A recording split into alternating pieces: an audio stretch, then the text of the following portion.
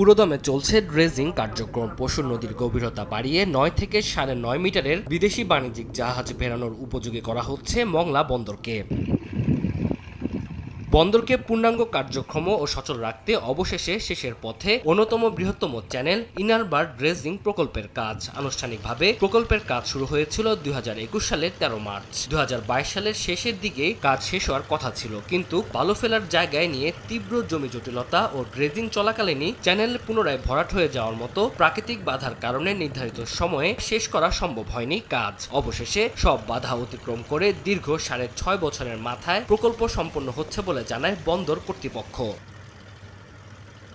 চ্যানেলের নাব্যতা সংকটের স্থায়ী সমাধানে বন্দরের হারবাড়ি এলাকা থেকে বন্দর জেটি পর্যন্ত মোট ২৩.৪ কিলোমিটার চ্যানেল ড্রেজিং করা হয়, যা থেকে প্রায় ২,৩৭,০০,০০০ ঘনমিটার বালু ও পলিমাটি উত্তোলন করা হয়। তবে চ্যানেল দ্রুত ভরাট হয়ে যাওয়ায় নাব্য সংকটের শঙ্কায় পুরোপুরি কাটছে না। বন্দরকে সচল রাখা ও ব্যবসায়ীদের সুবিধার্থে খননকৃত চ্যানেলের ড্রাফট পুনর্বিবেচনার দাবি বন্দর ব্যবহারকারীদের। প্রতি সপ্তাহে সর্বোচ্চবার বিকাশ পেমেন্টে ৫০ জন হবেন পেমেন্ট চ্যাম্পিয়ন। জিতে নিন টিভি সহ আকর্ষণীয় সব প্রাইজ। আমি একজন বন্দর ব্যবহারকারী হিসেবে আমার প্রত্যাশা এবং দাবি হচ্ছে যে যথাযথ প্রক্রিয়ায় যেন ড্রাফট সার্ভেটা হয়। কারণ হচ্ছে আপনার ড্রাফট সমস্যা, ড্রেজিং যদি প্রপারভাবে হয় তাহলে আপনার ড্রাফটের সমস্যাটা মিটে যাবে এবং আমরা আশা করি মোংলা বন্দর আবার পুনরায় সচল হবে। ড্রেজিংটা অতি জরুরি প্রয়োজন এবং অনেক গভীরভাবে আমাদের যাতে গভীরতা বাড়ে সেই ধরনের ড্রেজিং আমাদের প্রয়োজন, যাতে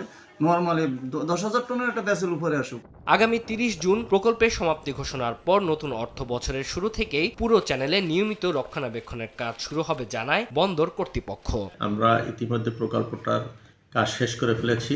এখন প্রকল্পের বাকি কাজ শেষ করে আশা করি এই ২০২৬-এর মধ্যে জুনে আমরা প্রকল্পটা শেষ করতে পারব। যেখানে ড্রেজিং করা হয়, ড্রেজিং করা হলে পরবর্তীতে সেখানে সিল্টেশন হয়।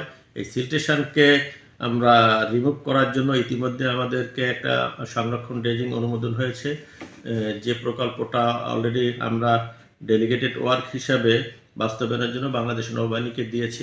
শুরুতে এই প্রকল্পের প্রাক্কালিত ব্যয় ধরা হয়েছিল ৭৯৩,৭২,৮০,০০০ টাকা। তবে নকশা পরিবর্তন, সময় ও অর্থ বৃদ্ধিতে ৩ ধাপে বাজেট সংশোধন করে বর্তমানে ব্যয় দাঁড়িয়েছে ৯৯২ কোটি টাকা। আর এটি মংলা বন্দর সৃষ্টির দীর্ঘ ৭০ বছরের ইতিহাসে প্রথম ড্রেজিং কাজ। সময় সংবাদ, মোংলা।